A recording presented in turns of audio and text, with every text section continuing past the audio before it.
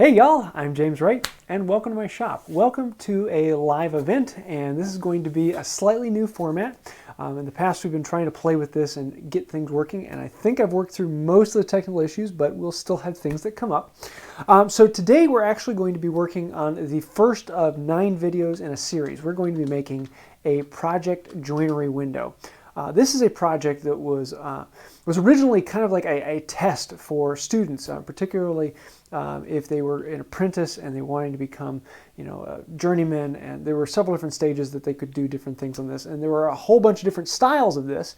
But let me show you the one I want to be working on today. And this is basically what we're going to be making. There are 9 joints, 1, 2, 3, 4, 5, 6, 7, 8, 9, and then 6 boards total. All the boards are the same length. All of them are the same width, the same depth, and we're just going to be making 9 different joints in 9 different ways. And it's a great way to practice things, and if all of your joints are perfect and tight, you're going to have tightness on all of it. If any one joint is ever off so slightly, it's going to work, it's going to throw problems into all of the joints. And so this is a really good test to see how good is your skill. So let's go through some of these. Joint number 1 back here is just a half lap, and so this is just where this board goes underneath this board. Joint number 2 is down on this side. Oh, yeah, down on this side. This is the bridle joint, kind of an open-ended mortise. Then joint number 3 on this one is going to be the mitered spline. We just did one of this for picture frames, but it'll be nice to work on this. Joint number 4 is going to be the half-lap miter. I did a video on this a while ago as well, so that should be kind of interesting. Joint number 5, let's see, where did I put that one? Joint number 5 in the middle, this is the full half-lap. So rather than being a corner half-lap like this one is, this one becomes a little bit more difficult. Then let's see, joint number 6 is going to be the mortise and tenon. Joint number 7 is a mortise and tenon, but this time we're going to do a draw bore. How do you actually do that? Joint number 8 is then the dovetail, and then joint number 9 is a pocket hole. And yes, a pocket hole is a traditional thing. A lot of people think pocket hole is cheating or bad joinery, but historically a pocket hole is a very viable way of doing things. Especially for attaching a carcass to a top. A pocket hole is a very good way to do it. But how do you do it with hand tools? So we're going to be kind of doing that. Now, if you are watching this live, feel free to chat with my wife and hang out with that. We are going to be trying to do these Tuesdays at 7 o'clock, but that depends on my wife's schedule and other things that come up. We may occasionally change those. Probably about half the time they'll actually be this time, Tuesdays at 7 o'clock. Sometimes they'll be Thursdays at 7 o'clock.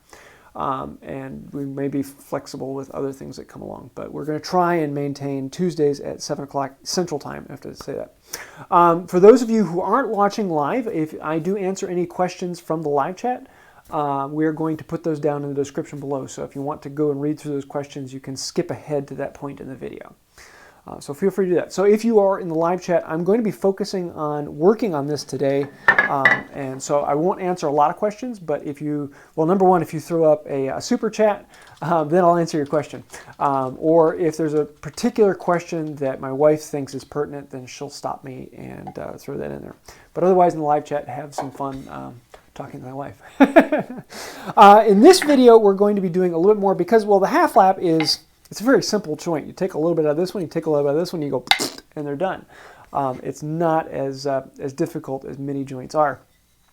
And so this video, we're also going to be talking a little bit more about the project itself and doing the setup for it. So what I have here, I have 6 boards of cherry. I'm taking it easy on myself. If you know anything about me, I love white oak, I love hickory, I love maple, I love the really hard woods, and they're horrible for hand tools. They're really not. They're not a good wood for learning. They're not a good wood. I have to take it back. They're good wood for learning. If you can do it with white oak, you can do it with just about anything. Whereas cherry is a little bit softer wood. It planes very nicely. It feels like butter when you're going through with a smooth plane on it. It's a very happy wood.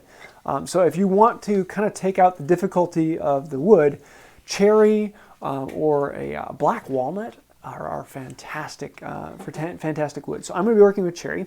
All of my boards are they're that length. What that length is, I have no idea. And it really doesn't matter. As long as the boards are all the same, they're all the same length, they're all the same width, they're all the same dimension, they'll work together. In the SketchUp drawing, and I didn't talk about that, I do have a SketchUp drawing of this whole thing, which you can go and download now on my website. If you're live, you can go to woodbywright.com/shop, and you can download the SketchUp file for free on there. If you're not watching live, then I'll have a link to it down below in the description. And so you can kind of follow along with this and anticipate what the next joint is. And each week we're going to take one joint and go together. And in 9 weeks, build ourselves a joinery window. So the SketchUp file is going to say your boards need to be 10 inches long, 2 inches wide, 3/4 inch thick, which would be fantastic. Mine are a little over 3/4 inch thick, a little over 2 inches wide, and I haven't even measured what the length on them are. I just cut them all the same length. I don't have my tape measure here, so there we go. Oh, I guess that's too short. So let's see, 8, 10, 11, 12. So they're a little over 12 inches long. Really doesn't matter as long as they're all the same way. I'm not going to go through how to dimension lumber. I have several videos on that fact. So I kind of took that out of there. I cut them down with the saw, planed them to thickness, and then came through with the shooting board and shot all the ends perfectly square. And they're really happy. I love working with cherry. It's just a good wood. How are things going in the live chat? Having fun? Well, you're not supposed to read most of it, anyways. But anyways, Crystal Bar asked, have you ever seen a half lap with pegs through the, I think he meant joint, not jint. Yeah. Yes, you can pin a joint. That's, well, a lot of like simple joinery used to be just pinned together, and if you pin things together, you don't need to use glue. And before glues became trustworthy, or if high glue wasn't around, pinned joinery was normal. And a half lap with a good pin, nice and tight, can actually be a really solid joint without glue. In the right constraints, there are, if it's just going to be able to pull apart straight ways, it's not as much of an issue, not as much of an ease. It doesn't work like drawbore, like with a mortise and tenon. You don't have a shoulder to pull against, so that doesn't work as well. But yes, pinned joinery is a fantastic way to do it. We're not going to be doing that. We're going to be, well, on the one joint, we're going to be doing a drawboard tenon. So, I have been talking up. If any of you have questions about the project, let me know. But I think we're going to get into this. So the first thing I want to do is move my camera. Why did this one turn off? Oh, there we go. Let me switch this back over and zoom this out so that we can actually see what I'm working on here. The first thing I want to do is grab my cameras. Oh no! My battery died. Let me switch back to 1, 2. Well, you sharpened your saws. You just didn't charge your battery. Oh, sweet. I do have it on here. Good. I shouldn't have had a battery on this one. Why is it saying my battery is dead when I have a cord plugged in? Oh, there's always some technical issue, isn't there? Oh, well. Yeah, it wouldn't be your show otherwise. I don't know. This battery cannot be used. Oh well, I guess we're stuck with this one camera. Well, let me see if I can pull this camera over and make it a little easier. I will have to figure out why. Oh wait, I do have a battery here. Let me just plug that in for you. The fun of life. There we go. Should I tell my funny joint joke? Sure, go for it.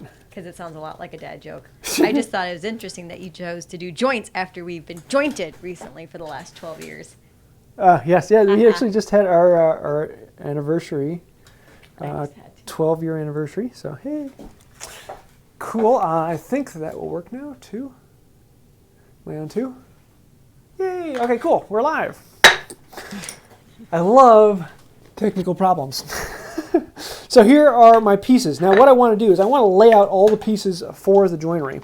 And so in the SketchUp file I have all the boards labeled, and I have them all broken down so you can see board 1, 2, 3, 4, 5, 6, 7. So what I'm going to come through here is I'm going to label these all out so I know where they are, because I'm going to be working one joint at a time.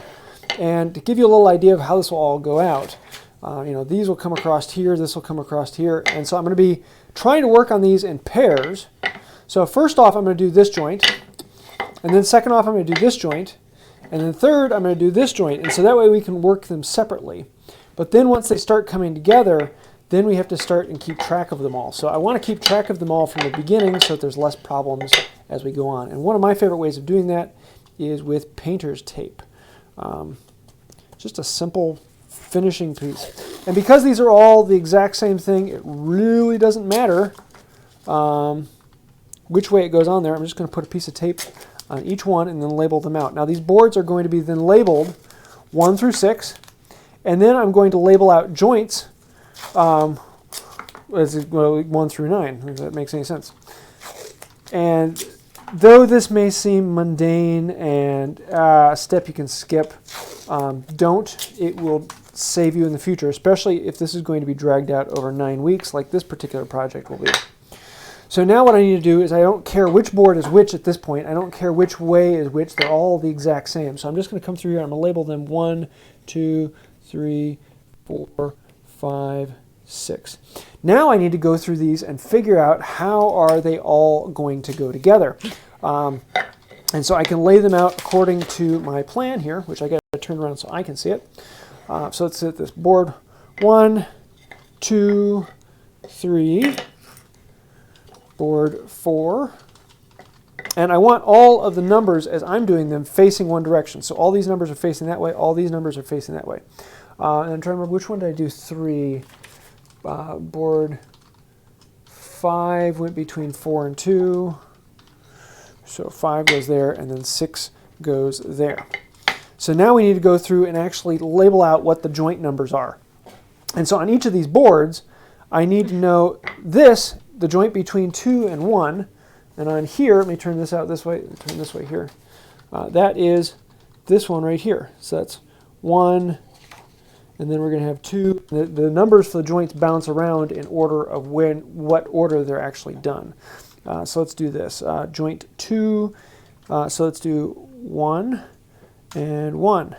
And then joint 2 is going to be over here, and so let's go joint 2. And joint upside down, 2. And then joint 3 is the one in the middle, 3 and 3. And then joint 4, I'm trying to remember which one I went from. 4 is, oh, did I mix that up? Oh, shoot, I mixed them up already. Good thing it's pencil. Yeah, good thing it's pencil. And these will get even more confusing as we go along because, well, number one, time comes in between things, and you think you have it right. It's not. So let's come up here. Number 1 is actually up here. That is the half lap, the simplest one to do. So let's do that. 1 and 1. And then 2 is down here with the bridle joint. So 2 and 2. And then 3 is the one in the middle. Oh, I shouldn't have raised that then. 3. 3, 4 is the half lap miter, 4 and 4. And if you notice here, I'm writing 4 is this one, 2 is this one, and then whatever this middle joint is will go in between them. 5 then is oh no, I did mix that up. You're going to have us all mixed up, Randy. Yes. Yeah, if you want to pull out the you know, I should probably just be following the SketchUp file that I already had on here. This would make things a lot simpler because I have them all written out here. 2 is the bridle over here. Okay. Here, yeah, this is going to make this much easier then. Let me go through this. 1 is this one. 2 is this one. That's that and that. Okay, good. I got that. 3, where is number 3? 3 is... Did I not put a 3 in here? 1, 2, 4, and 4. Oh, that's why. I have 2 4s. So I got to change that. Oh, good thing I noticed that now. Do you need Arthur's help? Yes. No, let's do this one 3. So I'll change that for later. So then this one would be 3 and 3, and then 4 and 4, and then 5 in the middle. 5 in the middle. 6 is the mortise and tenon. which is the middle one on this side. 6 and 6. And then 7 is the draw bore. And 7. And then 8 is the dovetail. Everyone is looking forward to the dovetail. And then 9 is the pocket hole. Yes, the hated pocket hole. There. So now I have all these boards on here, and I can do this to them now and still be in the future be able to figure them out. So what I have on each of these is a board. The number on top is the number of the board, which thing, if I'm looking at the SketchUp file, I have those all labeled out. And then the numbers here are, this is number 2, this is number 7, this is number 3, this is number 6, this is 5, this is 8, and so on and so forth. So I'm looking for board number 1 and board number 1. And then these get to go together like that. So now we can make a half lap. So today we're just going to be looking at board number 1 and board number 1 and board number 4 and making that joint. So let's get rid of these other ones we don't need. So before I lose a question, can I ask you it Sure. real quick? Yeah, go for it. It's not necessarily related to the project, but People's Woodshop asked, what cameras do you recommend for beginners want to start filming more on YouTube content, but that isn't on my phone at some point? Well, honestly, until your channel gets up around, 10,000 or so subscribers, a cell phone works fantastic. Really, really does.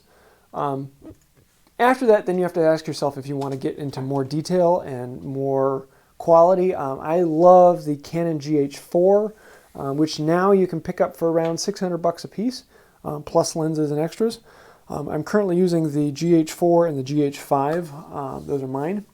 But I'm not a camera aficionado. I really like those. They're great for video. And honestly, until you get going, a cell phone is a fantastic camera, especially nowadays. They've gotten so much better. 2, 3, 4 years ago, not so much. But right now, they're really good. So don't push yourself. Yeah.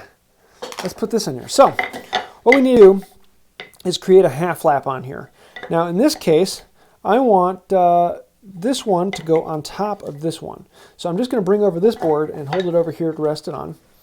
And what I want to do is I want to cut a notch out of here and a notch out of here. And rather than actually measuring it out, what I'm going to do is I'm going to put the board on here and find out what reality is. And so I'm going to hold this in place and lightly score, score, score, score. Just like that. And then I'm going to take this whole thing over, flip it over like that. I'm going to do the exact same thing on this side so I get the same mark on this other board.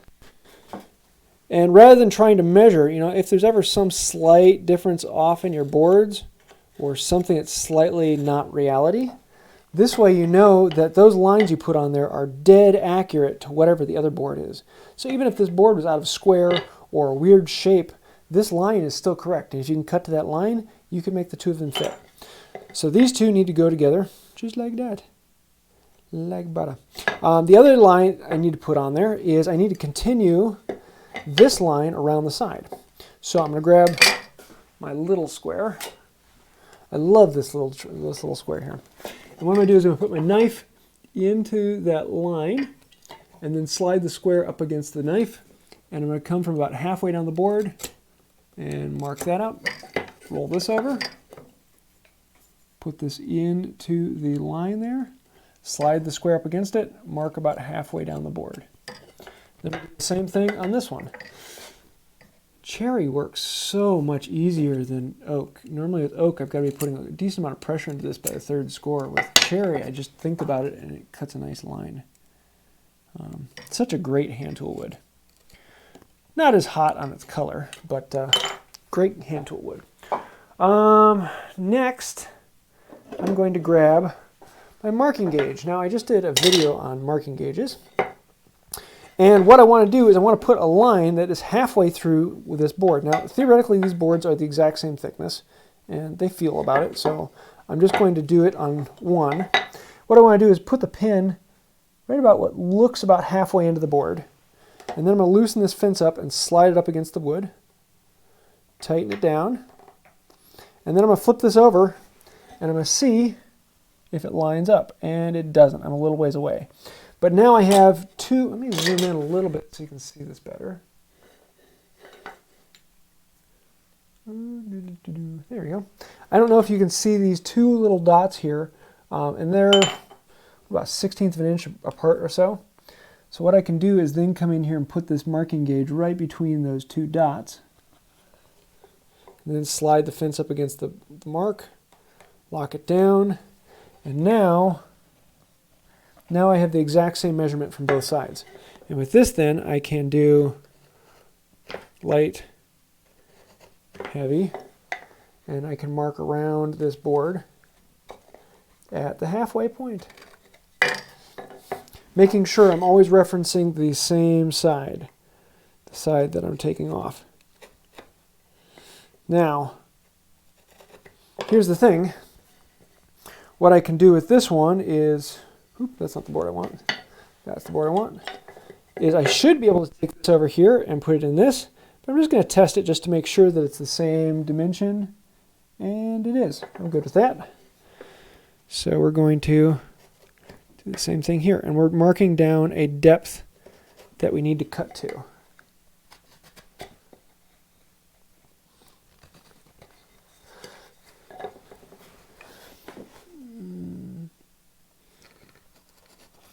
So there, now we have our joint marked out. And so these two go through like that, and we are basically set to go. I think everything is copacetic. Now we can start cutting. And the cutting, I'm going to zoom out a little bit more and grab, I'm going to grab my bench hook, which is missing. Did you take my bench hook? No. I'll blame my kids. Oh, there's my bench hook. Oh gosh, I wouldn't even know what to look for. What's that? I said I wouldn't even know what to look for. I'm a sad helper. Here, bring this around to this side, give you a little better view of what I'm doing. There we go. So, question back to the jigs in the board. What would you use to drill out for the pegs? Brace and bit. If you don't have that. An egg beater drill and bit. Okay, they got it right. Well, and if I didn't have that, then a battery-powered drill. Hey, I sharpened my saw today, so this cut should be really nice. Now I'm going to put this in here, and I'm going to start with my heel up and the toe down. I just want to nick it a little bit. Now, some people like to start on the pull stroke. I'm not as big of a fan of that. I like to start on the push stroke, which just means you have to take a lot of weight off and hold the weight in your hand so that the weight isn't out here on the saw, it's on your hand. And I'm just going to start with a slight pass forward.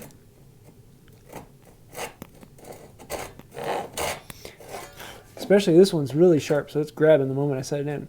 Now that I have it established in the kerf, I'm going to slowly lower the heel. Wow, that's sharp. I gotta be careful, I'm munching through the wood already. So what I want to do here is look at my reflection, and my reflection will tell me if I'm leaning one way or the other. And I gotta take all the weight off of this because it's so stinking sharp. Whew, I love a good saw. Just keep going until I hit my depth here. Should be right about there. Now we're down to depth on that one. Do the same thing on this one. Set it in. Take the weight off the tip.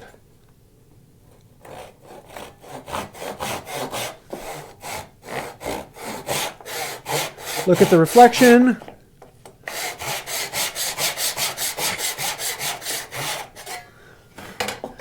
And go to depth. I'm having to take all the weight off this tip because this thing is so sharp. I haven't had this one sharp in like 8 or 9 months.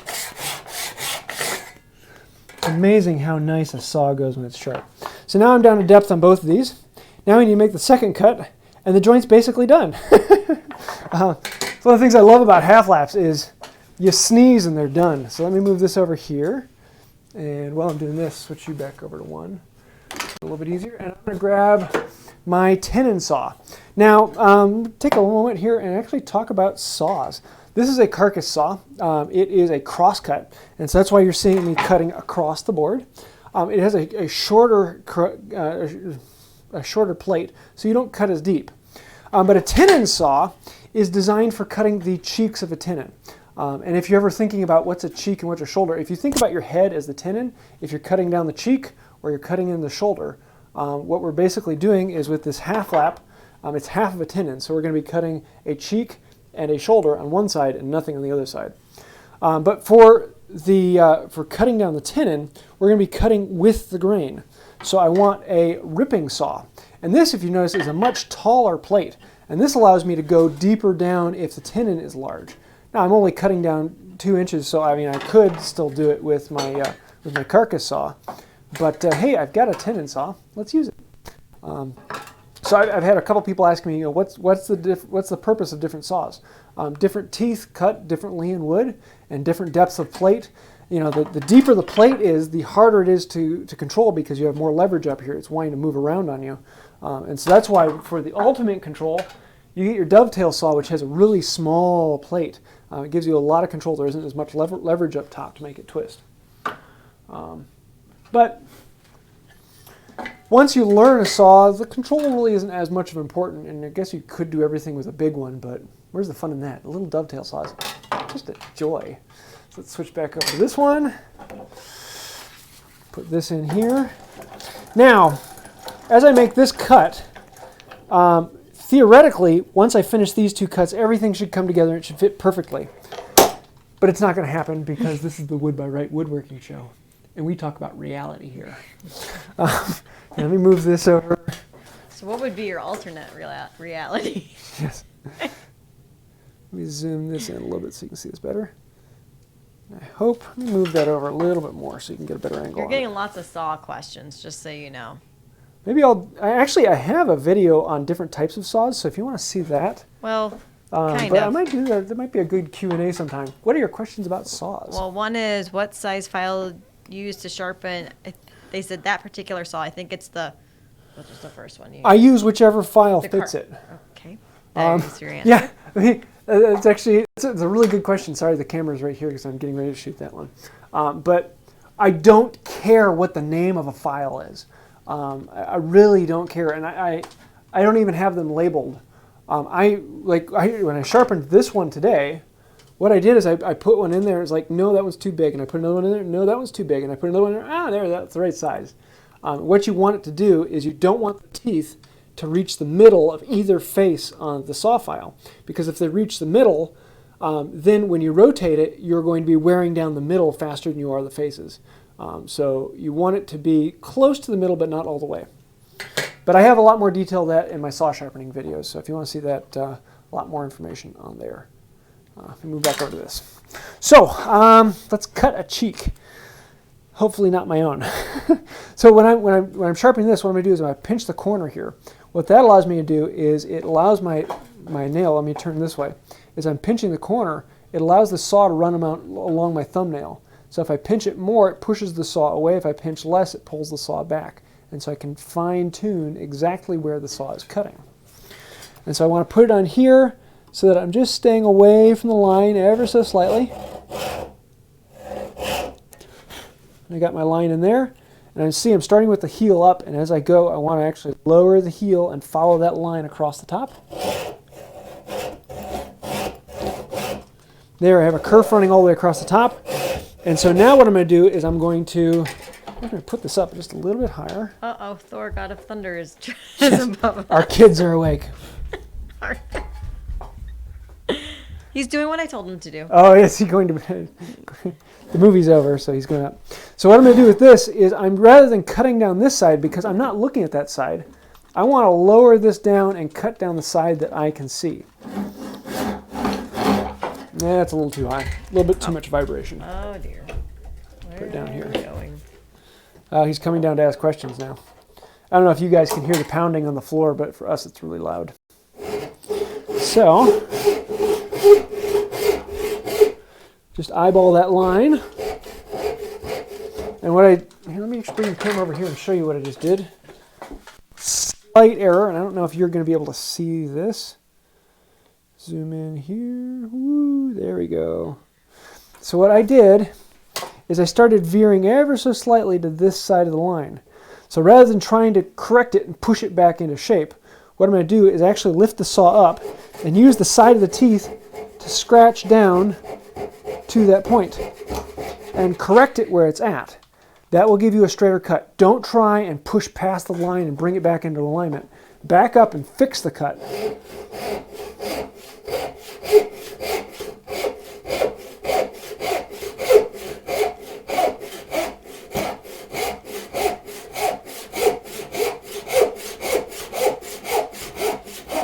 There, now I'm down to depth on this side. So what I can do is turn this around and do the exact same thing and cut down to depth on the other side.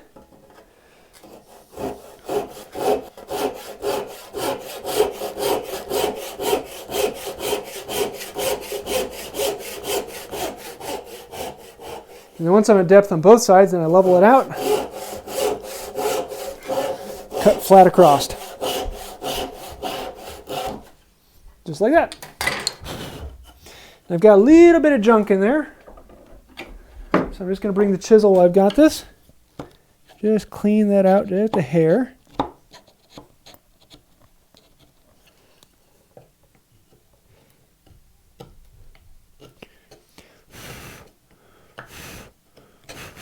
So while you're doing that, where did it go? What brand of files do you normally use? I guessed whatever was on sale. Well, that depends. Up until recently, I just bought whatever cheapo file was at the big That's box what store. I was going with. In all honesty, they work fine. They don't last as long. You'll get 5 or 6 sharpenings out of them, and then eventually they wear out. But I have recently gotten the set that Veritas sells. I believe they're Baco. Let me remember what the name is. Yeah, Baco or Bac. I can never remember the pronunciation. But Veritas has this collection of saw files, and I really like them.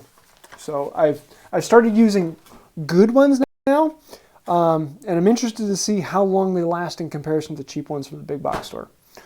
So far, I haven't done enough filing to really tell, but I've gotten 3 or 4 sharpenings out of them, and they've been like fantastic. So, yeah. We are good on this one. Let me back this up, and let's make the last cut on this one. So we're going to do the exact same thing again, and I'll back it up a little bit so you can kind of see the form and style of how I'm cutting. Not like you really want to, because I do not ever pertain to be a professional or a perfectionist. I am just I'm a hobbyist who's learned how to do it, and I like to show other people what I've learned. So I'm going to start with the toe end, and then work my way back along the heel, back to the heel. There we go. There's my line. Once I have that saw kerf all the way across, then we're going to cut down on the side that I'm on, keeping the saw in control to keep it close to that line. Man, I love how a sharp saw just catches. So maybe Flows you'll so keep nicely. them sharp now?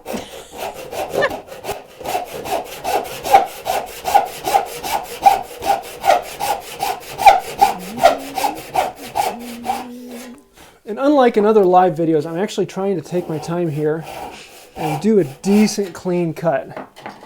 So if I really get lucky, this joint will fit right off of the saw. But yeah, we'll see. On that side, same thing on this side.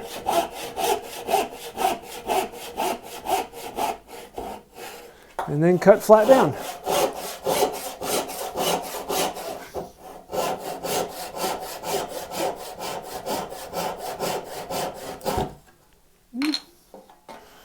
There's that.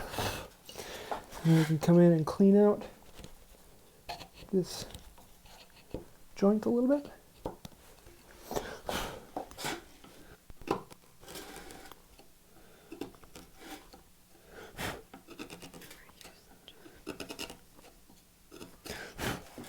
I'm not undercutting or anything yet, unless I really want to. Okay, here we go.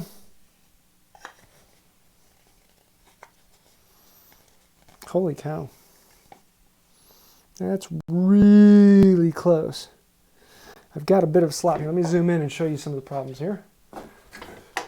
How many times do you hear a YouTube channel actually say that? Let me zoom in and show you the issues I'm having. Yes, the Wood by Wright shop. You can see what is really going on here. Now this is, if I pinch it out here on this edge, this joint is perfect. This joint is perfect, perfect. That's what I want. But what I have here is a little bit of slop this way. If I pinch it here, I've got a bit of a gap there I can pinch out. And so what I ended up doing was I cut over a little too far on this side. I was trying to stay a little ways away from the line, but apparently didn't do that. And so now I have to see, am I too fat there? Here, let me pull out a trick. Yep. The trick is called dropping things on the floor. That's not a new trick. Pull out the calipers here. This is, yes, digital calipers are still a hand tool, right? And so I want to see 0.77, 0.77. So if I put these together, I want to see, am I too fat here or am I too thin here? We can't I think see I'm all too of it, thin. just so you know, hon. Oh, sorry. Let me zoom out a little bit. There. Tip you up a little bit. Thank you. So if I put it on here and I'm too thin, yeah, 275 over here, 277. So yeah, I'm dead on where I need to be there. The problem was I took out a little bit too much material on this corner right here. So this corner right here, there's just a little bit of a gap in there. Whereas from like here across to here, everything on this side is perfect, and everything on this side is perfect. So as long as I pinch them together, on this side over here, the joint feels perfect, but there's a little bit of a gap right in here. So if I squeeze that, then it pinches out. So I can't fix anything because I took off too much material. If I didn't take off, if I left a little bit of material, I could put it in here and chisel it back, which is what I was trying to do. But in this case, I will take it. That is actually a very, very happy joint. And in functionality, that is completely solid. The gap there is not enough to cause an issue. Most wood glues will take care of that actually rather well. So there is our first joint. We have gone to town on the half lap. So I'm happy. This actually came out really well. And I have to tell you, don't expect perfection. This whole project is not about making perfection. This is about learning about yourself. What can you do? What can't you do? How do you make it better? How do you work on your skills? How do you improve? And you can't improve until you know where they're at. Here, yeah, I made a little bit of a gap, but oh well, not a huge issue. So if anyone has any questions about what's going on, let them down. We'll jump into those here in a moment. So we actually have a little bit of time left. What time is it right now? 7:40? Ooh, that was pretty good. Yeah, the half lap is an easy joint. If I weren't videoing this, this joint would probably take me about 5 to 7 minutes, if that, because they go together really quickly.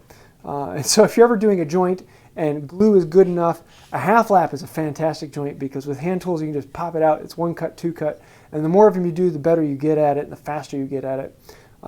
Doing one off like this, that's where problems tend to come out. And that's why all these joints are one off. Woohoo! So I'm actually really happy. That is a surprisingly good joint. I'm pleased. So what questions we got? Okay, hang on. You don't take many breaths. Sorry, I've been talking too much. Yes, but that's okay. Barry Dickens asks, do you ever use a chisel to the knife wall a little bit more accessible? I'm not sure. I hope you know what that means. Yes, creating a knife wall. Paul Sellers creates a knife wall on every cut he makes. A knife wall is very nice in that it kind of holds the saw in place where it goes. If you don't know what I'm talking about with a knife wall, I have an entire video on what is a knife wall. Or if you don't, you probably haven't watched anything. Paul Sellers, he always makes a knife wall on every cut. I don't make knife walls on. Actually, I almost never make knife walls. I don't find them as useful. I think the one time where I do is if I'm freehand cutting a long rip cut across a board. So if like I'm cutting a groove out of a board with a saw, I'll cut a knife wall to hold the saw in place. It's kind of like the first kerf of the saw. You know, when beginning, a knife wall is really nice because it kind of pulls the saw into place. But once you know how to run a saw, once you know how to hold the saw, you know how to control it, a knife wall is less useful. Yeah, I mean, when you score the fibers with a marking knife, you're going to be stopping the tear out. So there really isn't any benefit from that in a knife wall. It's more about the control of the saw. So different strokes for different folks. Everyone likes it their own way. All right. Bruce asks, when you put your saws away for the day, do you wipe a little 3-in-1 oil over the saw plate? Not every day, but most of the time. Like I have my Paul Sellers rag in a can thing. I'll do that occasionally. Most of the time, rather than wiping them down to put them away, I'm wiping them down to lubricate them if I'm going to be doing several cuts. And I find that's more than enough and goes on fairly well. I think I've been using my paste wax block more than I've been using the rag in a can recently. I find it to work a little bit longer on lubricating. So yeah, but putting them away, no.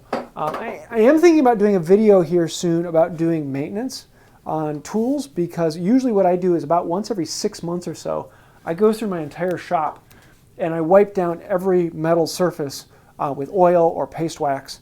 And I use that to protect them in the long term. But generally, I'm going to be oiling the tools in their use, not oiling them when I store them. So, different way of doing it. All right, let's see. Craig says, I noticed that you always start a cut with the toe. I have trouble with that and have to start a cut close to the heel. Is that a problem? No problem. Just a different way of doing it. I like working on the toe because I like being able to pinch the board and slide it around. But I've seen people who actually do the same thing and pinching it on the side closest to them.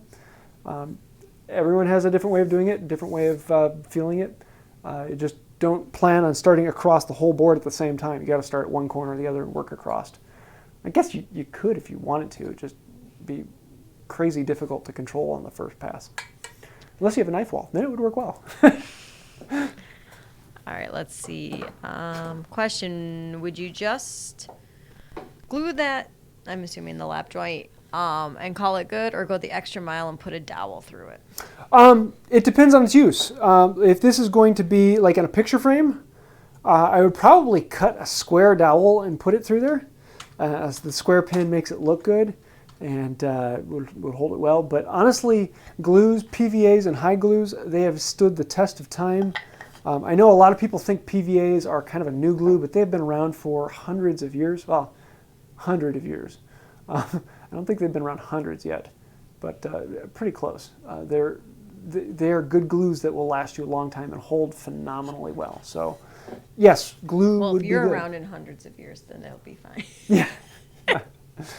So most non-weight-bearing things glue. If there's going to be vibration in it or something like that, then I'd probably put a pin through it just to make myself feel good. But most of the time, glue would work well. Especially if it's a nice tight joint, then no problem at all. That little bit of gap would kind of make me think maybe a pin, but it's not that much, and the gaps, glues actually do fairly well with gap filling. All right, kind of off the topic slightly. Arbacun asks, what hand tool, woodworking tool purchase have you regretted the most? Regret a hand tool? Pfft. No, I don't do that. You won't spend money on a tool unless you want it. No, I'm trying to think if there's a hand tool that I wish that I didn't buy. I have bought tools that I don't use, like a lot of my molding planes that are up here up on the rack above me. Most of them I've never used, but who knows? Down the road I might use one. Compass plane. Rare that I use a compass plane. Now, when I have a job for a compass plane, it is the tool to use. It is so worth it. But not that much. Post drill. I almost never use the post drill, but it looks really cool on the wall. So I don't. Yeah, it was a good buy. I have 2 of them. The other one looks really good on the floor over here. I'm probably going to restore that one and hang the 2 up beside each other and never use them, but they look awesome. I can't think of anything that's like, oh, I wish I didn't buy that. Yeah. Anything else? All right. No, I don't think so. If I missed any of your questions, repeat them, please, because I think... Okay. Yeah, if you have any questions, throw them up. I caught them. But let's see. This week we have the half lap. Next week we are doing the bridle corner. The corner bridle. So a bridle joint on the corner. So basically like a half lap, but one of these is actually a tenon. So there's a cheek on both sides. So it's like a mortise and tenon, but only captured on 2 sides. That will be next week. So it's kind of the next grade up in quality and strength, and opposite corner. So looking forward to that. Any last minute? Well, apparently just don't get a chisel from the dollar store. That was a regret. No, but picking up chisels from Harbor Freight, they're still my second set.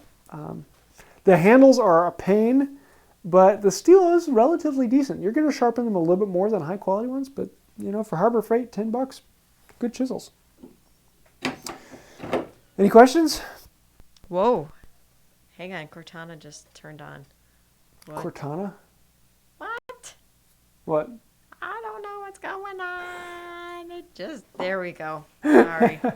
Technical difficulties. Don't ask. Miter saw. Yeah, it's the duck. Thank you for that one. Ducksworth, thank you. I never use the miter saw for actual function, but the miter saw that I have is set up for doing segmented rings. So rather than having it set up to angles, there are numbers on the bottom, or 4 segments, 5 segments, 6 segments, 8 segments, and so you can continue on. Yes, I know I skipped a number.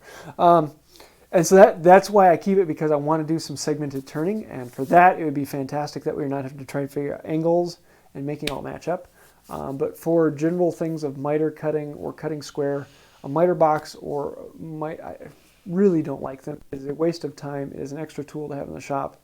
If you're wanting to cut at 90 degrees or 45 degrees, or any angle you can draw a line on, it's really not worth it. You can cut it and hit it on the shooting board and you're golden. So, yeah. All right. A few more that I had missed because they were earlier in the chat. Oh. Well, this one was newer. Greg says, do you have a way to sharpen the finishing nail and a marking gauge to make it cut the wood rather than scrape the wood? I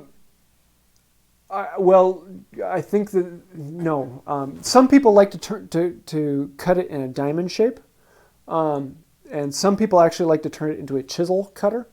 But I think that is kind of misusing it, because on my marking gauges, I keep them round, and the reason I do that is because I generally use the marking gauge only when going through when going along the grain, and when it's going along the grain, it just kind of like punches in a V cut. If I'm going across the grain, I don't use a pin. I use a cutting one, and particularly I have this Veritas tool with the wheels, and this will cut the fibers as opposed to just wedging them out of the way. So use one that cuts when you're going across the grain, and use one that is a pin when going with the grain. At least that's my take on it. I don't have any problem then. But yeah, try filing it into a diamond shape or even into a chisel. And if you really have a pain with it, then go the Japanese route and take out the pin and put in a knife, and then you're golden. All right, so this is from earlier. Barry asks, do you ever use letters on your boards to make them less confusing, I guess, as opposed to numbers? I could. I guess it is slightly confusing with having 4 different numbers on there, but I guess I could revamp it to do letters. But and something simple like this, there's only 6 boards, then I probably won't. When I was making the dresser, then I had a whole different organization system to it, because I had sub-assemblies, and then I would have sub-assemblies, and then parts in that sub-assembly, And so I'd have Roman numerals and letters and numbers to try, and every board would then be labeled out, and I could pick up any one board and know what assembly and subassembly it came from. For this one, I guess it would make a little bit of sense to do it differently, but I didn't. So go and do it yourself. That'd be awesome. All right. So the duck wants to know, do you or can you cut or saw with your left hand? I can, but it's not pretty. And with planing, I often find times where I want to switch around. Like if the grain switches, the board is locked down and I'm planing this way, but in this segment I want to turn around, so I could pull the plane, but most of the time it's easier to just turn my body and plane left-handed. So planing, I've learned left-handed. Sawing, I've never really found a time where I want to use my left hand. So I have taught myself to saw with both hands, but I'm not as good with that. It takes far more thought and concentration to use my left hand. I just never found a time yet where I'm like, oh, I really have to cut this one with my left hand. So maybe I should try that. Have you tried to use? What's that? Oh. Sorry, I'm just trying to get caught up. I was doing some editing. Let's see. Have you ever tried using any like pre-modern day tools, for example, like Native American based tools or something like that? Yes. Actually, that made sense to you. That is a project that I want to do, is actually, because I did a video a while ago on making a box using only a chisel. Then I realized as I'm doing it, I'm using a mallet and I'm using the bench to hold it in place. But in all reality, I could take it out in the woods and use rocks to hold it in place and pick up any stick to use it as a mallet. But what I'd love to do is actually go out into the woods someday and find a rock and nap it into a sharp edge and use that to then create something. And so like make a product without any tools other than my own hands and make my own tools to make it. And I think that would be a lot of fun. I just have to set aside and do it. But yeah, that primeval making, that intrigues me, and I'd like to do that sometime in the future, but not today. Did you say you were going to do stone carving at some point? Yes, I do want to get into stone carving. Okay. I have a set of carbide carving chisels that I'm really itching to play with, so I got to grab a As long as it's slab not of your marble in here. tombstone. Yes, I will carve my own tombstone. You didn't. All right, hang on.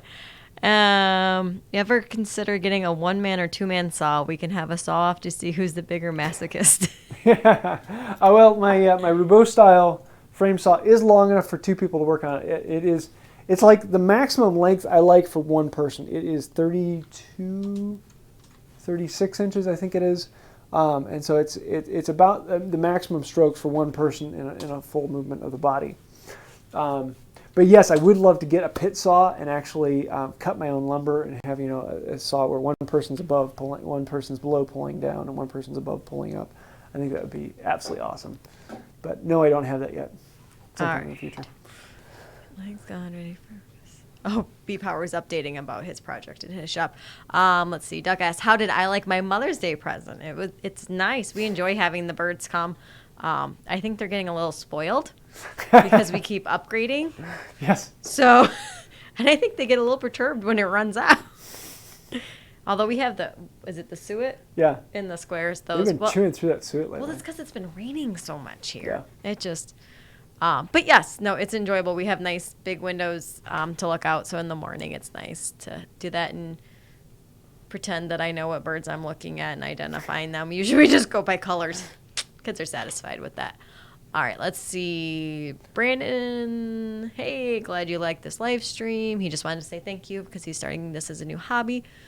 Aubrey asked, any thoughts on using poplar? Yeah, it's a good word. I have some in stock over there. It is a very soft wood. It is softer than some of the actual softwoods, even though poplar is actually considered a hardwood because it comes from deciduous trees. And it is a great wood. It dents easily, it planes beautifully, and it cuts so quickly. It's a really fun wood to work with.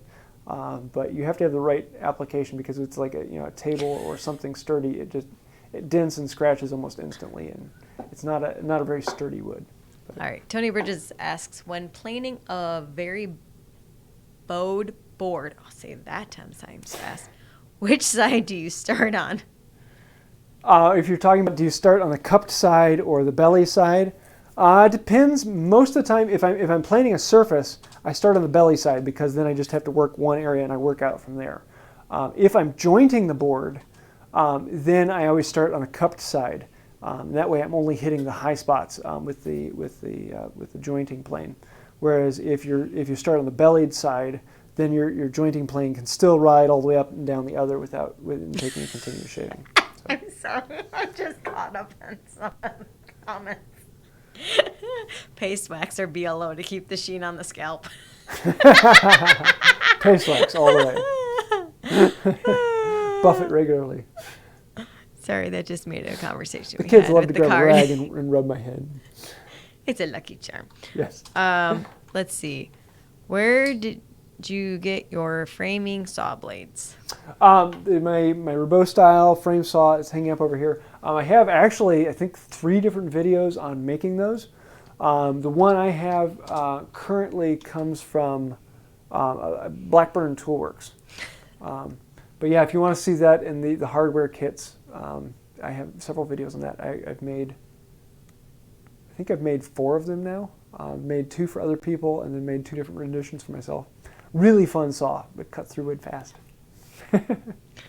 So they're saying how many different ways can James build a birdhouse, and then we're talking about starting a bird condo and a homeowners association.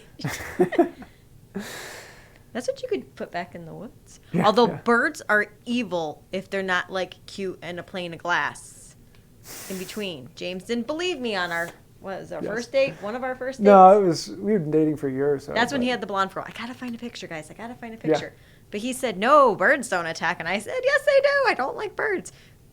And on the walk back to the car, a bird comes screaming out of the tree and sinks its claws into my head and flies off. It was perfect revenge. So just so you know, birds attack, even the cute little ones. Yeah, it was So it wasn't please, a cute little one. It was a starling. They're pretty in their environment, not in my house, ever. Any last minute questions? Well, then I think we will wrap this up. This has been a lot of fun. And well, if I give them the chance, we'll be talking here until midnight. Hey. But yeah, I'm looking forward to doing the rest of this project. 1 joint down, 9 to go.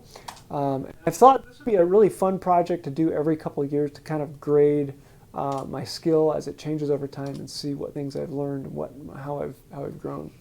So it'd be kind of an interesting thing to play with. But yeah. All right. Boss has spoken. We're done. Until next time. See y'all later. Bye.